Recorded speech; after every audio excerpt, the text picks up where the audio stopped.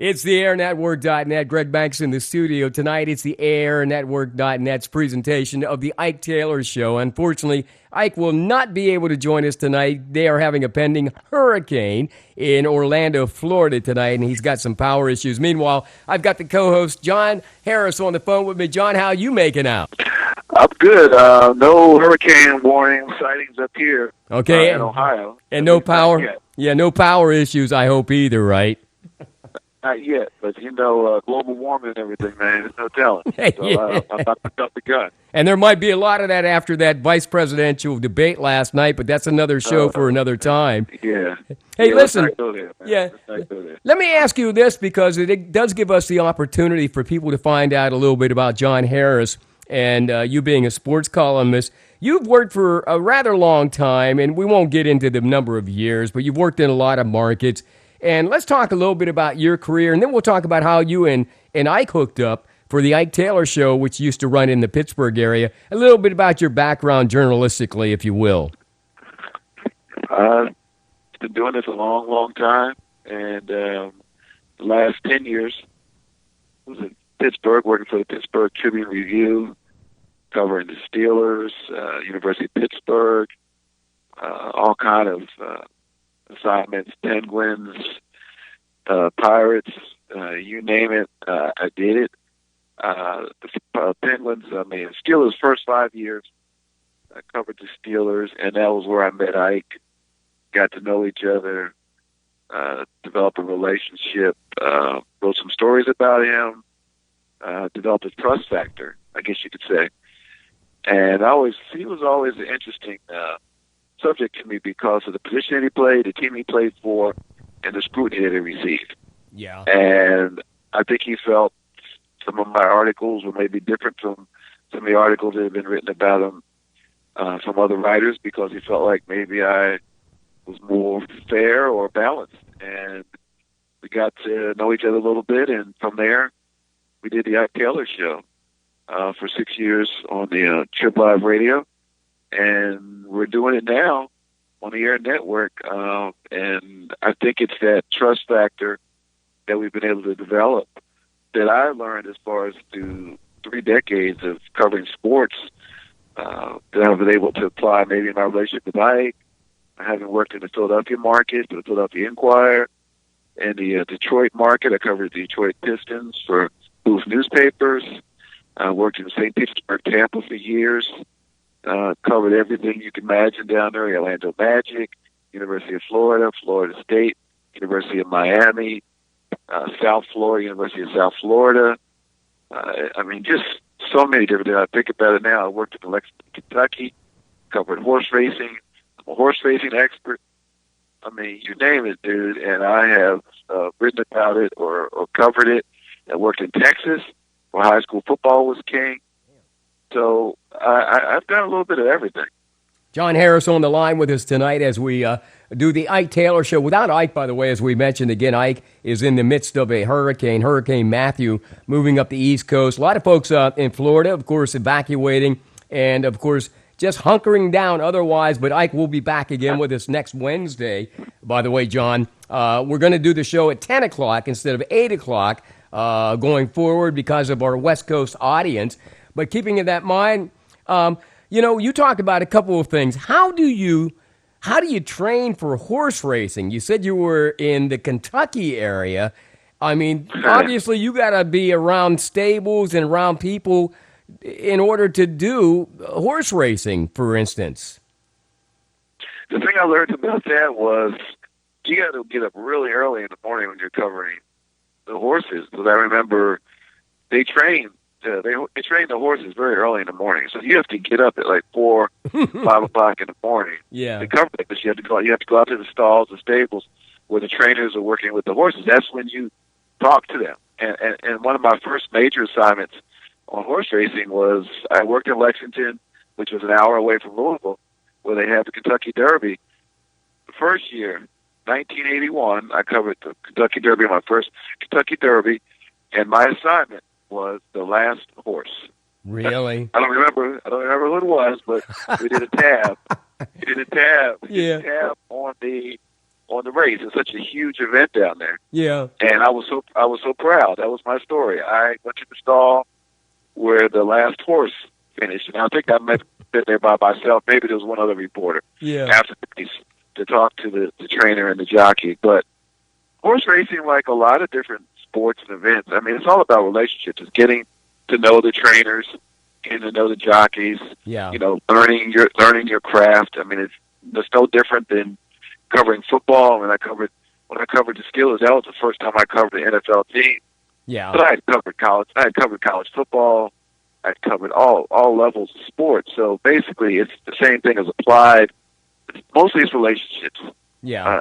Developing relationships with players, coaches, front office people, athletic directors, board of trustee members, players, and fans, parents. Mm-hmm. Everybody is a source of information for you. I got a lot of stories covering high schools from parents of the players who wanted to tell you about what was going on with their kids' teams or their kids' coaches, and especially if they weren't happy with what's going on. Yeah, John Harris of the AirNetwork.net and the Ike Taylor Show every Wednesday evening, by the way, live here on the Air Network. We're going to go up at 10 o'clock beginning next week. Ike cannot join us this evening primarily because of the pending storm coming up the East Coast and specifically in Florida. Ike is in Orlando, and he's kind of hunkering down tonight. So I thought it'd be a great opportunity, John, to talk a little bit about your background in the industry of writing for over 30 years. Obviously, you've seen some changes. We'll talk about those later, but let's fast forward a few years. When you meet Ike Taylor, how does that conversation go regarding a relationship and, more importantly, a radio show that you guys sustained for over 6 years? I remember one of the first stories I did on Ike. I started covering the team in 2006, the year after the Steelers won the Super Bowl. And Ike had just signed a new contract. I came after all of that. I didn't know Ike. He didn't know me. I was just another reporter. I did, however, meet his uncle, Herman Francois, who raised Ike from his early teens, him and his wife, Judy Francois, and became like a father to him and got to know him, and through his uncle, got to know Ike more. We would talk all the time. Eventually, Ike, because of the relationship I had with his uncle, who was closer to my age, Ike began to feel more comfortable with me. But one of the earlier stories I did on Ike was Bill Cowher was the coach, and he had some games that didn't go well. And technically, he was benched. Ike doesn't say he was benched, but it's a big controversy. Bill Cowher made some comments about him not doing the job. It seemed like there were some issues over his new contract. He just won the Super Bowl. And I did a couple stories on him, including a Q&A, where he was able to really talk about a lot of things that were going on with him, not just at that moment, but just the position of cornerback and the pressure and the things that he was experiencing, and maybe put him in a different light than what a lot of journalists in the area were doing. And I think through that article, he began to feel like I would give him a fair shot. As I always told him and all players, I mean, if you mess up, I'm going to write about it. So don't expect the fact that I know you or you know me. You know, it's about the readers or providing them with fair and accurate information. But I do believe that the element of fairness matters. It counts. And I've seen many, many examples in sports where sports writers, columnists, radio people, TV people will show favoritism towards an athlete, not criticize them as much because they like him or because they have a relationship with him, but they will criticize or be harder on other players. So I always kind of took it upon myself to do the same thing, but I wouldn't necessarily do it with the players that everybody else was doing it against. So I always looked like I was kind of like the different guy because, well, he's doing this with Ike Taylor. Well, a lot of media members were criticizing Ike Taylor. And one of the things I learned through talking with a lot of experts and coaches was his role in the Steelers' defense was so valuable because of his ability to play one-on-one against the other team's top receiver. And by doing that, the Steelers were able to do their famous Blitzburg and what have you because you didn't have to roll a safety over all the time with him. he literally played the other team's receiver one-on-one, bareback. So in Dick LeBeau's scheme, if you had a cornerback that could do that, you had a Troy Polamalu who could do his thing, who could freelance, which is essentially what he was doing because of the trust factor that they had with Ike. Did he get burnt on some plays? Yeah. When you're going up against the other team's number one receiver, some of the best receivers in the world, you're going to give up some plays. But more often than not, and look at the success that the Steelers had. I mean, their run, I tell you, Greg, their run of number one, number two, number three defenses over maybe a 10, 12-year period is unprecedented. And I've told them like that many a time that, history will serve the Steelers as one that during that stretch is one of the greatest defenses ever over an extended period of time. There were a lot of teams that were number one this year or rushing this year or number one against the pass that year or number one total defense. But look at there was a stretch of years where every year the Steelers were 1, 2, 3, 4, 5 every year. It was incredible. And you just don't see that. And Ike was there for a big part of that. Remember, and some of the stories I did, the veterans like Joey Porter, who's now an assistant coach with the Steelers, went to Bill Cowher. Right. And basically told them, we want you to start Ike. Ike was a fourth-round draft pick.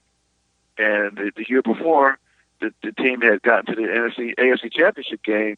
They got blown out by New England. Right. And gave up a lot of big plays in the passing game.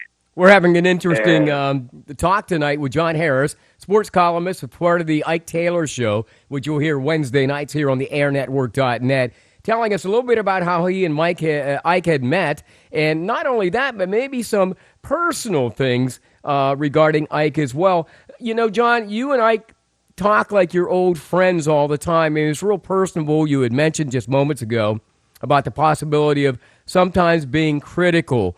Would Ike ever call you out on those columns when you were critical, even though you guys were kind of tight during the radio show? No, but I would always tell when he didn't, especially when we did the show in Pittsburgh, we sit in the studio together, and I could always tell when he didn't like when I asked something, But I mean, I think we had that understanding, and he would let me know how he felt about it. But I think there's also that respect factor when he realized that I had a job to do, and I think now as he transitions from player to media member now, working for the NFL Network as well as hosting his own show, the Ike Taylor Show on the Air Network, I think he understands now. He told me, I didn't realize you guys have a job to do. You guys have to know your craft. It's not just about going out there and talking about a game or whatever. You have to do your homework. And I think for a lot of athletes, it's an eye-opening experience when they make that switch. Right. When they move over to the other side after their careers are over. And they realize this is a job. Yeah. And that people, journalists in this profession, you have to go to college. Yeah. You have to work hard. You have to work hard hours. You have to do a lot of research. So I think he's coming around to understanding that now as he transitions into his new career. Right. What it takes to be a journalist, what it takes to be a media guy. Well, obviously he's making some of those transitions now as we even do the Ike Taylor Show on the airnetwork.net. You and I have noticed a couple of things that have happened in the last few weeks where obviously because of his job with the NFL Network, he's not necessarily talking about we as he did maybe a month ago about the Steelers. He's saying they, so that's something that's kind of glaring. Let me ask you this as we talk to John Harris, sports columnist, and I always say he's world-renowned because I've been following his career for many years personally, but that's because we had this familiar thing going on where our parents were like siblings. That means we're related. But having said that, John, what was the wildest, let me ask you this, and then we'll get back to Ike later. What was, out of all those years of being on the road, following Pitt basketball, Pittsburgh Steeler, football, hockey, and, of course, Louisville and those other what's the weirdest incident that you ever had? I mean, what's the thing that sticks out in your head that says, wow, man, I can't believe I did that? Well, I don't know if I can. I don't know if I can say that on radio, dude. Okay, yeah. Well, we don't want your wife, Yolanda, nor your children, Miles and Langston, hearing this. But I mean, is there anything that Nah. you could say, wow, man, you know what? Just as I did in radio and television, I mean, there were some weird incidents that I'm like, whoa, I'd never had that experience unless I'd have been in that industry. Okay. I think some thinking. I can think of memorable moments Yeah. of events that I covered. I mean, crazy flights on the air, on the airplane. Like layovers, like during the winter, would be a weird thing. I mean, if you're held up in Chicago for 5 hours and you miss a game or assignment or something. Well, one thing I will tell you that was interesting when I covered.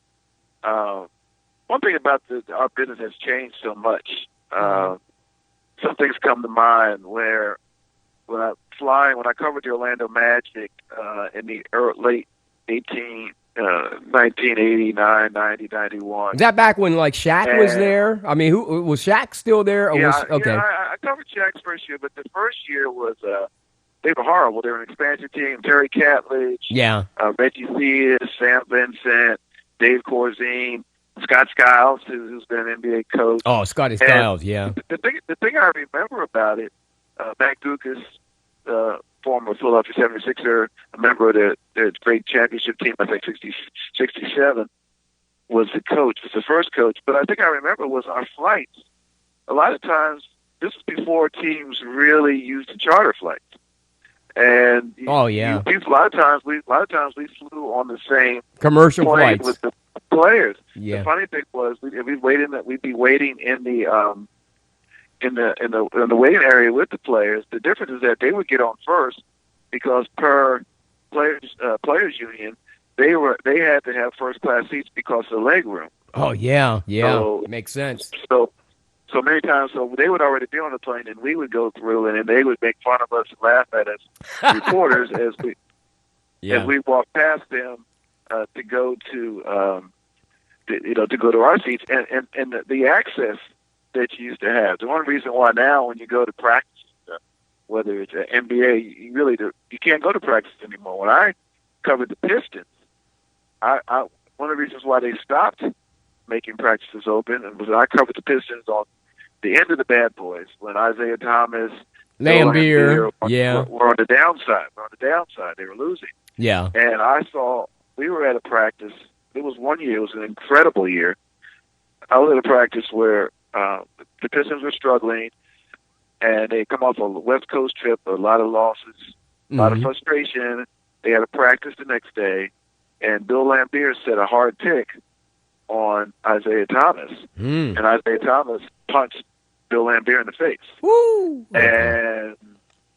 But we saw it. The media was sitting there, and we saw it. And a couple weeks later, Bill Lambeer retired, and he and Isaiah Thomas were very close. They were good friends, but we had that type of access back then. Later, Alvin Robertson, who was one of the all-time great defensive guards, 6'4", 6'5", block of granite. Yeah. We were at another practice sitting there, and we noticed a commotion on the sideline, and Alvin Robertson had his hands around the neck of General Manager Billy McKinney. Really? And was strangling him, literally. Wow. And it took about 2 or 3 players to pull him off of him, and one of those players' name was Olden Polynice, who was one of the greatest quotes of all time, a center from Virginia. I remember Polynice in college. Yeah, I remember that name. Yeah. OP. We were fraternity brothers, Phi Beta Sigma, so we used to talk a lot. And other things, when back then, when you covered road games, we had more access to the players. We stayed in the same hotels they did. You could go out to lunch with them as long as you paid for it. You don't do that anymore. The players are totally removed. They don't have that kind of access anymore. And I remember later that year, Billy McKinney traded Olden Polynice. Yeah. And one of the greatest quotes of all time from Olden Polynice was, "I should have let Alvin strangle him."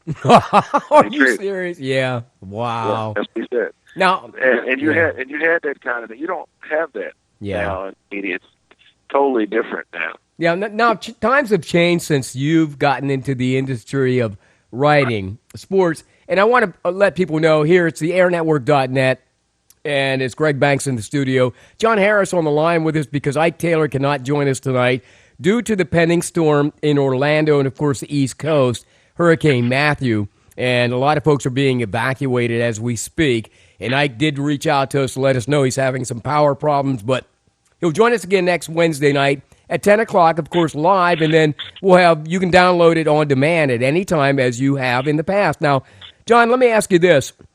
When you're in the midst of some of these players, obviously there's a confidentiality. You've seen some things. Obviously, you don't report on those things. Does that, that's a part of your job, but that's not something that would be necessarily morally a part of you? I mean, there is a division there between my job and me personally.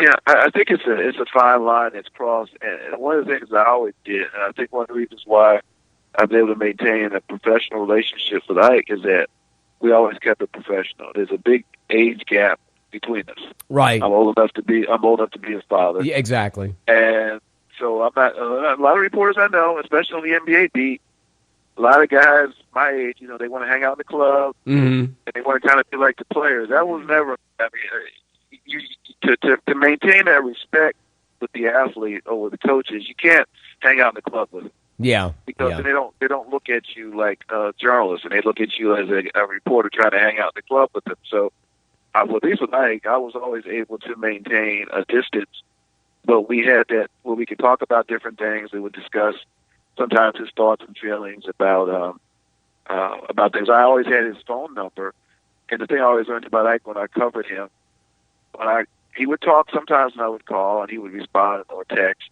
And when he didn't want to talk about a question, I would ask him a question. I would text him. Yeah. He wouldn't respond to it. Right. And I realized then he wasn't going to talk about that particular issue. But there were a lot of times when he did respond to a question or a text that I had. So you kind of figure out how it works. Yeah.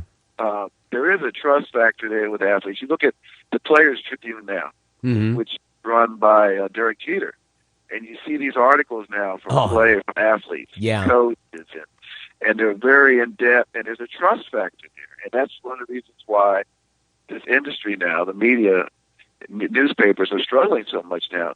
They don't have that access anymore. Yeah. The players are taking the control of the access. Teams now have control of the access. There's Steelers.com, where now the Steelers put out their own interviews and videos. Yeah.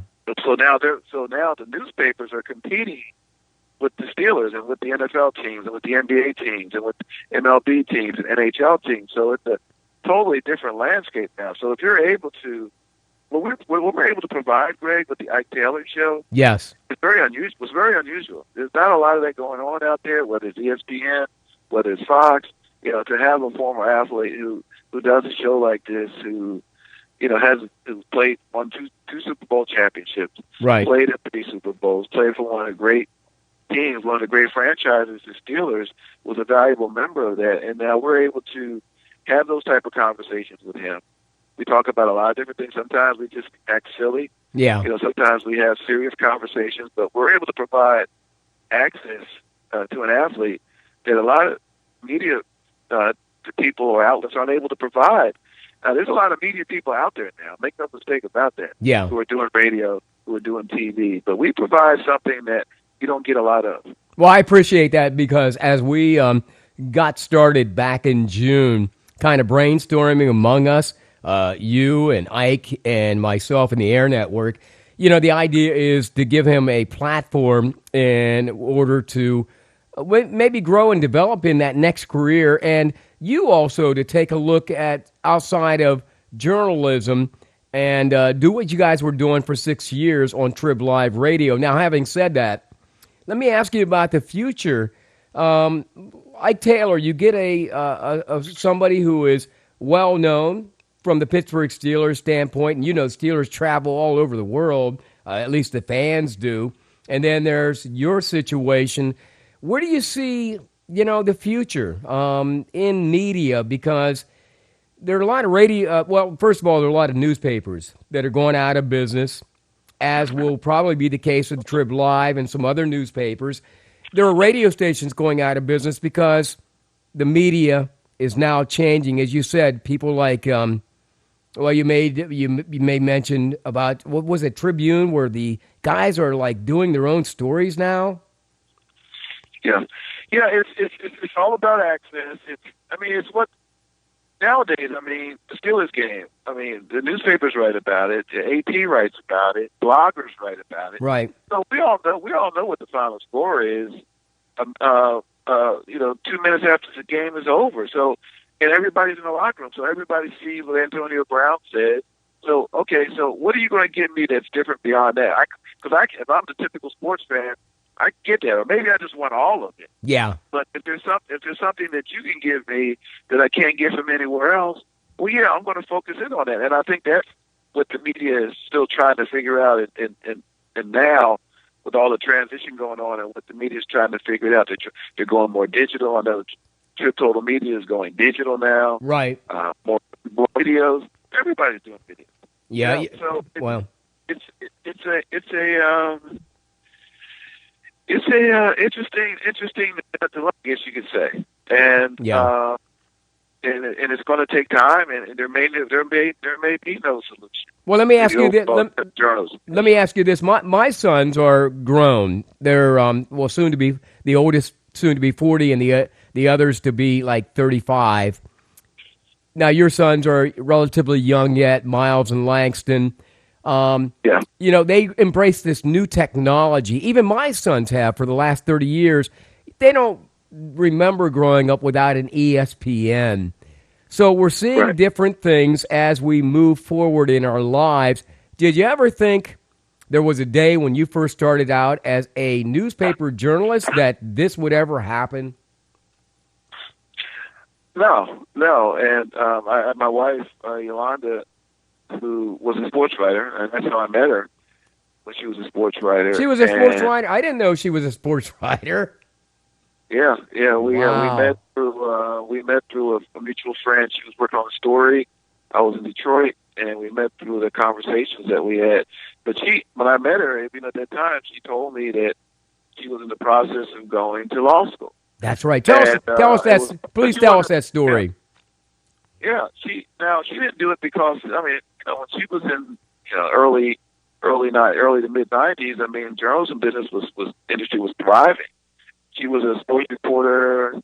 She worked at the Austin Statesman in Austin, and she also worked for the Fort Worth Star Telegram in the DFW area. Uh-huh. And probably would have done very well. Has a really open, gregarious personality. Yeah. But the law was something that she always wanted, so she made the switch, not knowing how the industry was going to change. And by getting a law degree, she has become so much. She's very marketable. Yeah. A lawyer can do a lot. You can do a lot more than you can. Yeah. Is that not? That is so incredible. I never even knew that story about Yolanda, and that is so incredible. But it wasn't that she left the industry because she saw the writing on the wall.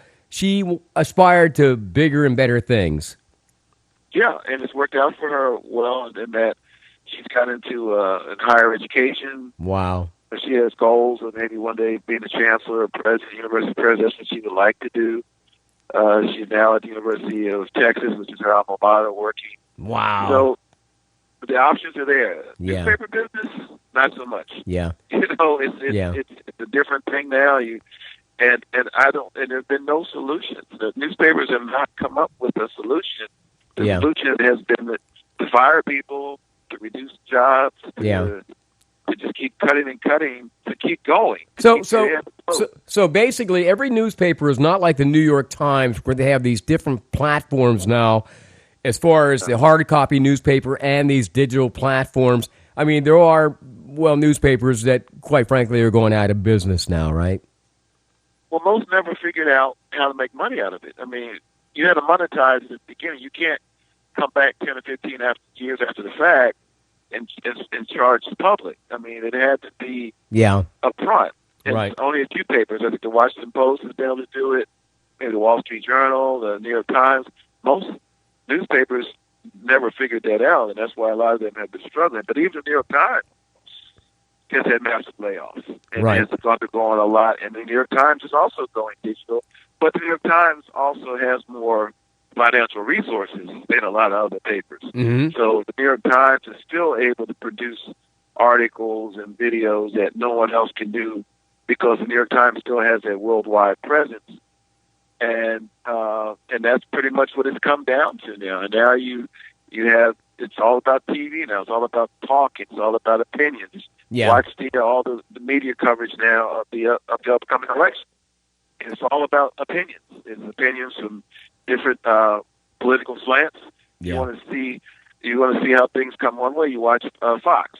Yeah. You want to see another political perspective. You watch CNN or MSNBC. Yeah. Or BET. Yeah. So that's so much out there now. So you get so much of that, and you get so little substance. Well, you know what's that's really that's what's missing in media now, substance. Yeah, and I think what's really cool in this era, and you maybe can speak to this, one thing that is happening that the public is now more engaged in it than ever before because they're posting video, they're telling their opinions, or Right. I think what we lost, and maybe you can add to this. Somewhere in the 90s, we lost journalism and it became more opinionated. Yeah. But the public has embraced that.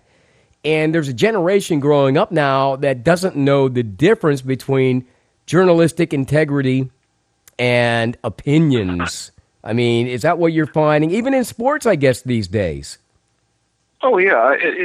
Stories are, I can remember some of the best stories I've ever wrote were on the record. Nothing's on the record anymore. Everything is according to a source. And I was in Florida, in St. Petersburg. Yeah. And I covered the University of Florida. I covered basketball and football. In fact, I covered it so well that he ended up taking me off the beat because the coaches wouldn't talk to me. Oh, man. The university, we did a lot of reporting. Basically got the University of Florida on probation. Yeah. Football and basketball. And I know basketball, I had a similar relationship with one of their best players, Vernon Maxwell. Yeah, I remember that name, yeah. Mad Max, who I think is still one of the all-time leading. If you're an NBA guy, he hit the big jumper to help the Rockets win their first championship in '94. Yeah. And he had a very negative experience at the University of Florida, and he went on, and because of his negative experience, he dropped from a lottery pick to a second-round pick and never made the money that he probably was supposed to make, and I had a lot of anger and bitterness. And I remember we were doing some investigative reporting on the University of Florida, and he was playing for the San Antonio Spurs. David Robinson was his teammate. Larry Brown was the coach. And I went down, and I called him up, and I said, hey, we need to talk to you about just some revelations going on with the University of Florida about players getting money, money orders, Oh, yeah. a whole bunch of things going on. I said, would you be willing to talk about it for the story? And because of the anger and the negative experience he had at the University of Florida, he told me to come on down. So I talked to him, quoted him on the record. He gave me blow by blow how he would receive money from agents and how money was wired to him and blah, blah, blah. And this was printed in a newspaper and with his name to it. Yeah. You don't see it anymore. Now it's according to a source. You don't see people putting their name to stories now, especially stories of substance. And to me, back then, that was the art of journalism. Back then, that was real journalism. You don't have that anymore. I don't know what this is now. Yeah, nobody's owning up to it these days. Hey, it's the Ike Taylor Show here on the airnetwork.net. We stepped aside tonight. Ike is having some power problems down in Orlando, Florida, as Hurricane Matthew is making its way up the East Coast. And Florida is basically a target area. So I thought, it'd be cool just to get on with John Harris, the sports columnist, world-renowned, my cousin, who I am very proud of you, man. I must add, I'm glad that we connected. And we have a lot in common. And the Air Network is growing and will grow. But you know what? I don't think we'll grow as exponentially as we would without you and Ike, because you guys lend some professionalism to what we've been doing for the last 5 years. And I must add, it is a delight as we hear from some of our listeners who really like to hear this inside stuff that you and I talk about every Wednesday night. And we'll be doing that at 10 o'clock live, by the way, for the benefit of our West Coast family. starting in the next couple of weeks. But having said that, John, you are giving us some insight into some things tonight that, man, I just didn't know about Yolanda and about your career. Do you tend to love basketball more than football? Or, I mean, you have a sports that you rather do? Or is there a topic that you'd rather write about than maybe sports that we don't know about?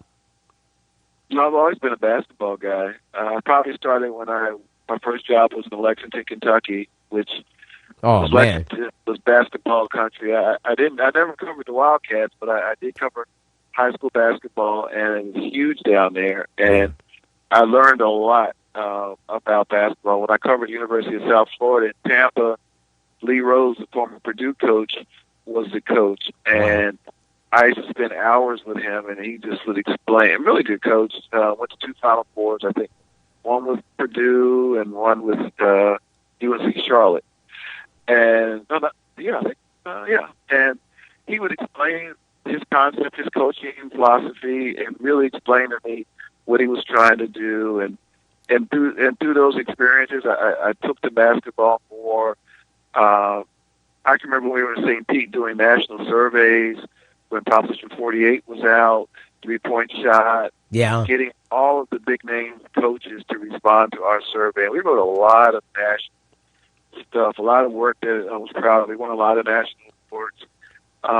It's been a great ride. I think basketball is my sport. I have a good friend and someone maybe we've been talking about possibly bringing on board on the Air Network in time. Dave Herron, who originated the Tindex rating system many years ago, has written multiple books on it and never had that marketing pizzazz that he needed to get it out there. Because to me, Tindex should be a household name. The best basketball rating system I've ever seen. I used it when I covered the league. I still use it. I'm doing on Twitter. I'm going on Twitter now. I tweet about University of Pittsburgh basketball, which I covered for 2 years. Yeah. And I'm going to use Tindex as my guide, even though I'm not actually covering the games. Tindex allows me to really tell people what the real true value of a basketball player is. It's not his scoring average, which is what everybody looks at. Yeah. You focus on several categories, and Dave Herron was a mathematics major. Well, he had that mathematical background. Yeah, you mentioned Dave. We'd love to have him come on the show with you and Ike from time to time, or we'll set up a podcast with you and Dave. But having said that, you guys, Ike and you, are affiliated with some really cool insiders. I mean, these guys are even bigger, folks, than Mel Kiper. Explain how that all works and how these guys are coming to the Air Network to help you guys do your show here, hopefully in the next few weeks. Yeah, Dave T. Thomas, who is a legend, has been in the industry for 50 years. Got to start as a teenager with Al Davis with the Raiders back in the 60s. And he's the guy who developed, when you had the draft report every year that did all the players, he wrote it up. He was the guy. And he now works independently for individual teams. I think he still works in New England with the Giants. And one time he worked for, I believe, 48 NFL teams. They contact him. Where Mel Kiper, Todd McShay, they may be the ones who contact NFL sources. The NFL sources contact Dave T. Thomas. Dave T. Thomas discovered Ike Taylor. They have a relationship. And through their relationship, we have a relationship. And the Air Network now has a relationship with Dave T. Thomas. So we hope to bring Dave T. Thomas on and have him talk about upcoming drafts, college players, NFL teams, NFL players. Andy Benoit, who works for SI.com, Peter King's Monday Morning Quarterback. Right. Another friend of Ike Taylor. They have great mutual respect for each other. and he's been a guest on our show many times. Very knowledgeable guy. I don't even think he's 30 years old yet. Lives in Idaho. Wow. Only person I know that lives in Idaho. Yeah. But a great guy, very knowledgeable, and we're going to bring a lot of knowledge to the Ike Taylor Show.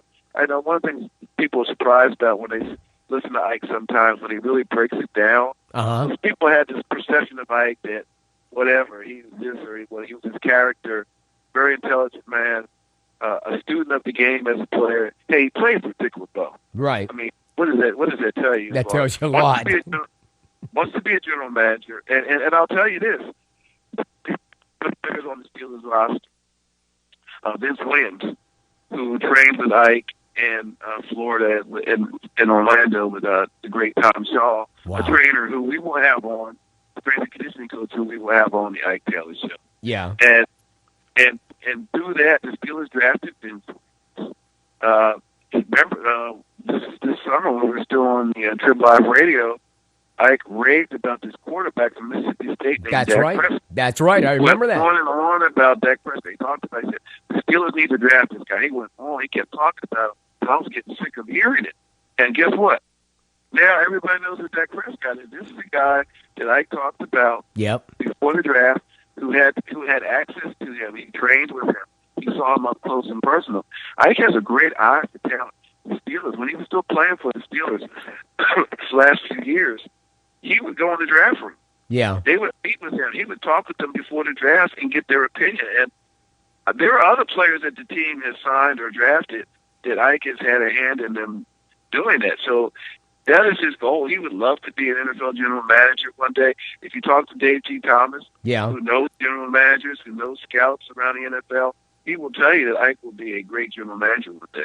Hey, I remember you and Ike talking in an earlier show this year on the Air Network as we got things underway and launched this show, that he just raved about Dak and Dak Prescott of the Dallas Cowboys. He even said in preseason, that is the guy to watch. And he said, I think he was alluding to you on the air that Dak really should be the signal caller for the Cowboys. Well, unfortunately for Tony Romo went down, and Dak is proving to the world that he's the next guy up. Let me ask you this, because I think you asked Ike this last week on the show, and he said Dak should stay in that position whether Romo comes back or not. What's your feeling about Dak Prescott and that situation with the Cowboys?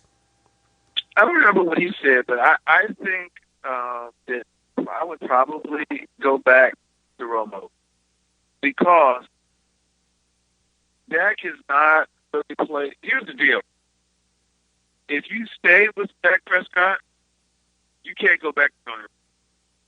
You know what I mean? You can't go back. It's that's it. He's at the end of the line. Here's your quarterback. If you go back, if you go to Tony Romo, he gets hurt again, it doesn't work out, you can go back to Dak Prescott. Yeah.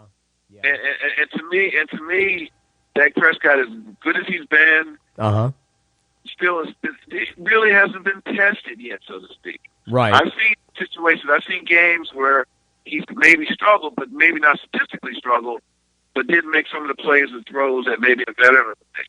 And I think if you're talking about a team that wants to do some damage in the playoffs, that's where youth or inexperience shows up in young quarterbacks. Because as long as you have that game plan, the Carson Wentz is doing it right now. Right. But it's still very early in the game. Yeah. And one thing I've told Ike, and one thing I truly believe, I've told Ike this, I've covered all the different sports.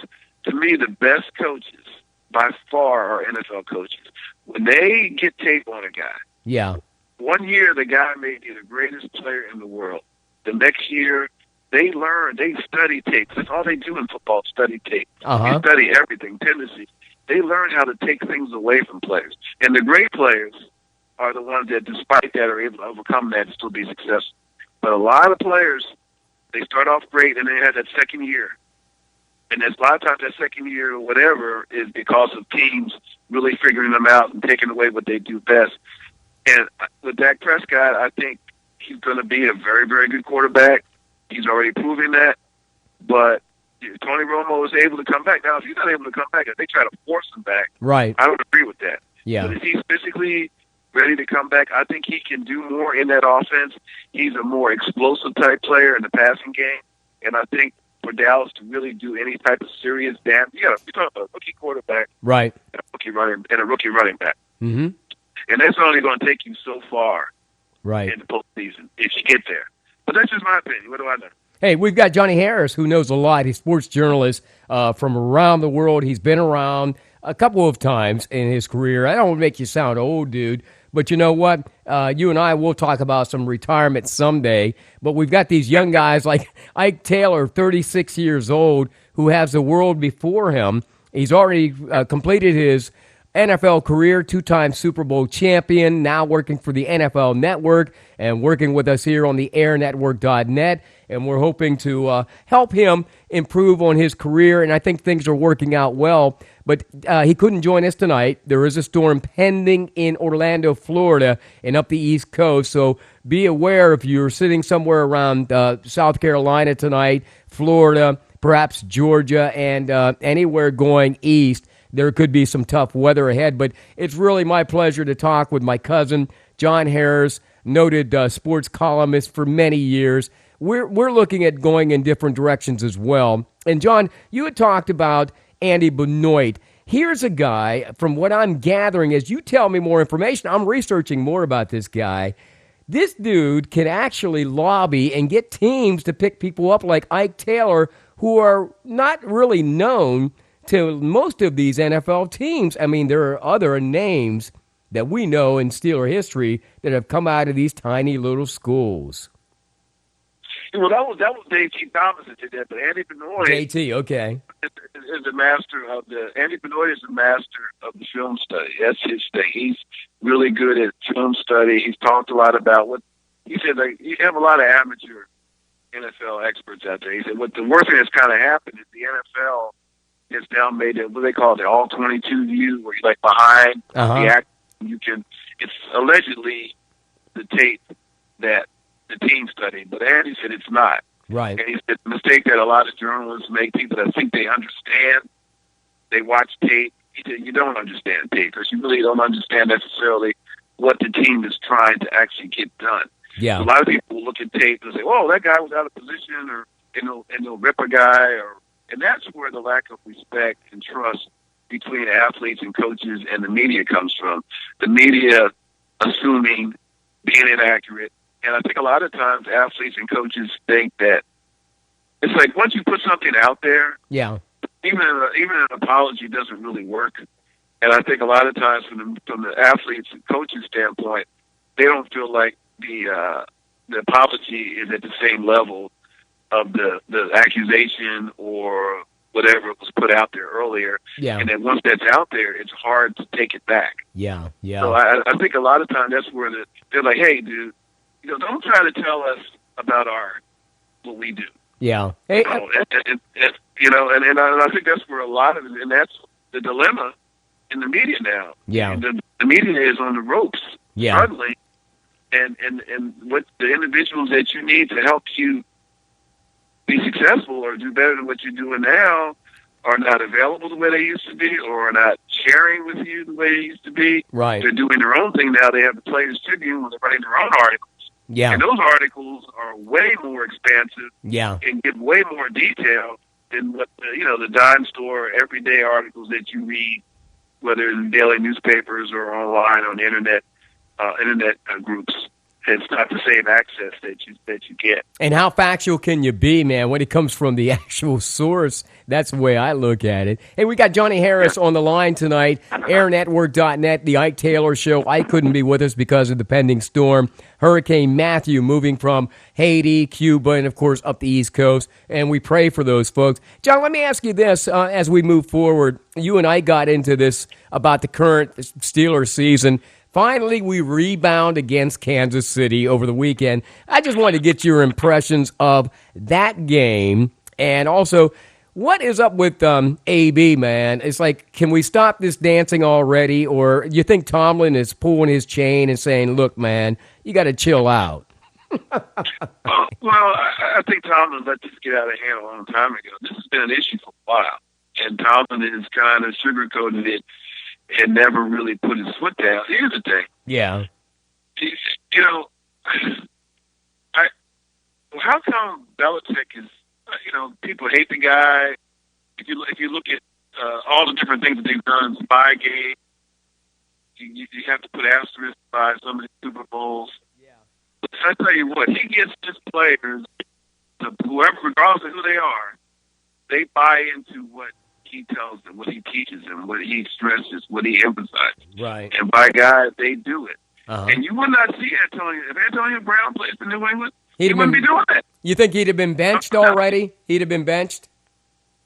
He wouldn't. I don't know, but he wouldn't be doing it. Yeah. He might have done it once, and then after he did it once, it wouldn't happen again. Right. Why is that? Mm-hmm. And I think if you look at the Philadelphia game, I covered the Steelers for 5 years, and one of the disturbing trends that I saw with them, there were times, especially after bye weeks, the team would look very, totally unprepared. And there were games that happened from time to time where they just seemed to be totally out of it. That Eagles game was one of those games. And I was like, it baffled me. How do you how are you like that? And if you wanted to target something with Mike Tomlin during that Mike Tomlin era, that would be one of the things I would look at. He's got a little bit better with his game management. He was terrible. Timeout, especially at the end of halves. Not having enough timeouts, or calling timeouts when he shouldn't have called timeouts, or not calling timeouts. And those are things that, to me, over time, I think he's in his 10th year now. Yeah. Those should not be issues anymore. Yeah. I mean, he's, you know what I'm saying? He's been around long enough as a 10-year coach. I think he should. They do. We don't need penalties, okay? Yeah. We don't need, we don't need that. I understand you're excited and everything, but we don't need that, man. We really don't. You think maybe I'm really not going to stand for it anymore. Yeah, but clearly he's never done it because Brown keeps doing it. Yeah, well, obviously there's remnants of Dancing with the Stars still on the top of the mind of AB. But let me ask you this as we move forward in the Ike Taylor Show tonight without Ike. Johnny Harris on the phone with us tonight, talking a little bit about his background. Of course, the NFL currently. Let me ask about the Steelers. Your impression on that KC game, man. I mean, Big Ben, sort of like they rebounded and they found some other targets like Jesse James. Sammy Coates is getting involved now. His main target doesn't seem to be Antonio Brown. Well, I don't think I think teams are going to take Antonio. I mean, I don't know what kind of defense Kansas City was playing a couple times. Yeah, Antonio Brown, but I just think it's what I talked about earlier as far as teams taking things away. I just think they'd rather. I was having a discussion with my youngest son who got mad with me because he was talking about Sammy. He's a huge Steelers fan, and he was telling me about Sammy Coates. Yeah, and he was like, "Well," I said, "Well, yeah, he's doing really good." I said, "But they're really willing to take that. They're willing to." Teams are willing to give that up. What do you mean? What do you mean? He's making big plays. I said, yeah, he is. But the team said, we'd rather you beat us. Yeah. Or we'd rather Antonio Brown beat us. 9 times out of 10, they're going to let Sammy Coates keep doing it. Now, maybe eventually they may have to make some adjustments. But until they do, Ben Roethlisberger is going to, go out there and attack that spot. And if they're going to keep single covering Sammy Coates, keep throwing to him. Yeah. But the teams, as we go along, they're not going to let Antonio Brown beat them. Yeah. I mean, look at what Philly, Philly, just aggressive coverage, just shadowing them all over the field. Cincinnati did a good job against him in that game. Yeah. Even the Steelers were able to win that game. Mm-hmm. So it's going to be Ben's ability to adapt and to adjust to what's out there, what the defenses are giving him, and he's been doing a good job of that so far, getting rid his ball a lot quicker than he has in past years, being accurate with his throws for the most part, and not turning the ball over, which has been a big bugaboo for years. He's not turning the ball over as much or as frequently as he has in the past. Well, it's kind of interesting as I look at some of the stats this week, and I noticed that even Ike here, the Ike Taylor Show, tonight, Ike could not join us. Johnny Harris, his co-host, is on the line with us real quick. Ike cited some of the stats. Let me give you some stats. Big Ben leading the league now in passing this week. We've got D'Angelo Williams still ahead, even though we got in Le'Veon Bell this past weekend, leading rushers. And we've got Antonio Brown, I believe, still leading receivers. Although Julio Jones had a great weekend for Atlanta this weekend, and a lot of guys are taking them, or him, I should say, in their fantasy pick. As we move forward this week now, taking on the New York Jets, what do you see happening in that game as the Steelers progressively go through their lineup and their schedule? Well, the Jets have a good defense, but their offense, I mean, this is a game where you really want to see that pass rush, Steelers pass rush against a quarterback who is definitely interception prone. Uh-huh. And you really want to see that against the Jets from the Steelers standpoint. Points could be tough to come by. The Jets have a ferocious, very aggressive defense, a very strong defensive front. Right. Running the ball may not be that easy. So this could be a game where you really have to take, but even though Darrelle Revis, though, from Aliquippa, yep, he's having some issues with a hamstring. So if he's not able to go, then maybe Antonio Brown can do another dance in the end zone or two. Big game for the Steelers. This is the game they need to have. They did last week. They need to build on what they did last week. So this will be a pivotal game for the Steelers then going forward, because I see down the road here, we got the Patriots and Tom Brady coming back this week, and I see we'll be seeing them in a couple of weeks here.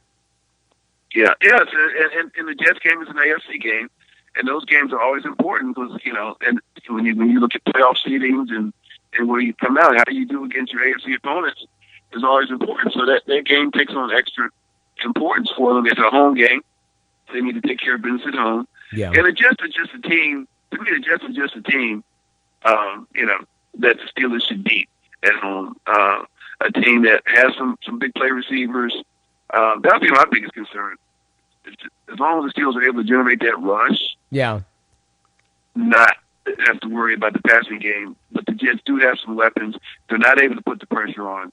Maybe a concern there. Right. It's theairnetwork.net with John Harris on the line with us tonight on the Ike Taylor Show. I couldn't make it tonight. We'll be on the air again next Wednesday at 10 p.m. live. And then, of course, you can always go up to our website and check the show out on demand. Of course, Ike's Twitter. You can always get in touch. Hey, John, do you have a Twitter account, by the way? Yeah. See, I don't use mine, so I have no idea. J Harris Harris 58. Okay, and Ike, and what is Ike's Twitter handle so people might want to reach out to him and say, hey, hopefully everything is safe tonight? At Swaggin' You. Swaggin' You. Okay. SWAGGIN _U. Okay. At Swaggin' You. All right. I'm not really heavy on that. Now, let me ask you this personally. How'd you get into that Twitter thing? Is that something you had to because of your job, or maybe one of your kids, Miles or Langston, said, Dad, you need to be on there? No, I'm not a Twitter guy. It was something that, and I don't do it at Ike _swaggin' you. Yeah. At Ike _swaggin' you. At Ike. Okay. At Ike _swaggin' you. Okay. GGIN. Got you. Okay. It's just something that you have to do. I'll be honest with you, man. I see it causing more problems, and I'm again at J _Harris 58. Okay. At J _Harris 58. I see it causing more. Not used properly. Yeah. I see a lot of bad coming out of Twitter. Yeah, because there's dudes people getting fired over Twitter. Yep. People having to apologize over Twitter. Yep. It's very easy to not think before you hit that send button. Man, I've counted at least 10 people that got fired over putting stuff out there about Michelle Obama in the last week. Yeah. You know what I mean? Folks just don't get it, man. Yeah, I'm staying off of that, man, because, I always tell people, look, think before you hit that send button. I don't care if it's on Facebook or if it's on Twitter or what kind of social media you're using, but think about it. When you're up at 3 o'clock in the morning like Donald Trump sitting on the throne and you're all drunk and crazy, do not hit send. Don't send it. Yeah. Oh, man. Good to see you another day, man. Thank you. Thank you. John Harris, of course, from the Ike Taylor Show here on the airnetwork.net. Let's wrap it up, John. I appreciate your time. What do you see happening in the NFL this year? I mean, who are the guys that get it and the guys that will sort of like be the sleepers this year? Do you see any teams emerging that we might not be prepared to see when it's all said and done? Well, I mean, Minnesota, I don't know if their offense can. They have an unbelievable defense with Mike Zimmer, coach. I don't know. Even with Sam Bradford doing okay, they have no running game. Yeah. They Peterson out. And basically they just can't turn the ball over. And as long as they do that, they're going to be okay. You know, on the other hand, you look at Denver, and that won a Super Bowl basically with a very mediocre average. Right. Offense, and you hear all the stuff about offense, but the bottom line is when you look at the teams that continue to win Super Bowls, they have great defense. So despite all the offensive talk, I think it still comes down to defense. So maybe Minnesota, despite that, if they're able to cause enough havoc, because they're dominating every quarterback they've played. Yeah. They've dominated the Green Bay quarterback, Aaron Rodgers. Mm-hmm. They dominated Cam Newton. Right. So if all of these great quarterbacks are not able to do their thing, we saw what Denver's defense did to Cam Newton in the Super Bowl last year. Yeah. Yeah. So at the end of the day, despite all this and all these records being made and all these unbelievable numbers being produced offensively, it still comes down to a great defense. And John Elway, a great quarterback. Seems to have figured it out. He tried it that 1 year. I remember Ike talked about this on one of his shows. Yeah, last week you and Ike talked about it. Yeah. Hey, we had a great offense that year with Peyton Manning, and they got destroyed by Seattle. So what did he do? He went back and gave Carolina a taste of what Seattle gave them, a great defense, putting pressure on the quarterback, making Cam Newton look very, very ordinary. And, and we see what's happened. And Denver is undefeated this year and has gone with, two rookie? Yeah. A second-year quarterback and a rookie quarterback, and it really doesn't seem to matter because the defense keeps winning the games for them.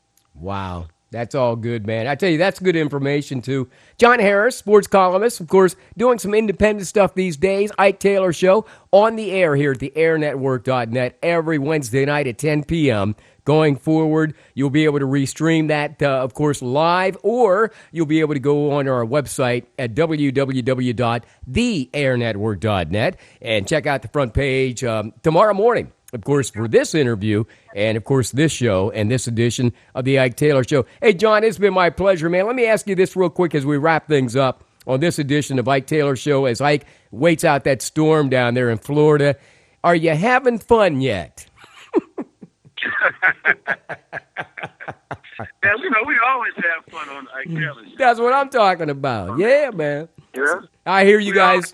Yeah, I hear you guys, because remember, I'm producing, sitting in the studio, most times not talking, but sort of messaging you, and sometimes he just gives you a chuckle or two, man, and it sounds like you're having fun. Yeah, Ike is... He's a little different cat. Yeah. And we have a comfort level where we're able to, express ourselves and communicate, and I'm able to, what do you want to call it, criticize or challenge him. Sometimes I just do it to just kind of act, to do it, get him out. And he needs it. I think he knows he needs it, but we have that kind of relationship where we can go back and he'll take some shots at me sometimes. Yeah. And say a couple things, but it's all good. It's all fun. And it's all constructive and it's all good. Hey, thank you, man, for hanging out with me here on the airnetwork.net as we sort of saved the show. We got a full hour in. That's amazing, man. And I look forward to you and Ike getting together next week. Wednesday night at 10 o'clock on the Air Network. Meanwhile, we'll send out our prayers and thoughts to Ike, his family, everybody on the East Coast, and that might be hammered by Hurricane Matthew. Hang tight, get somewhere where it's safe, and we'll see you next week here Wednesday night at 10 on the airnetwork.net with John Harris, Ike Taylor on the Ike Taylor Show. So long, everybody.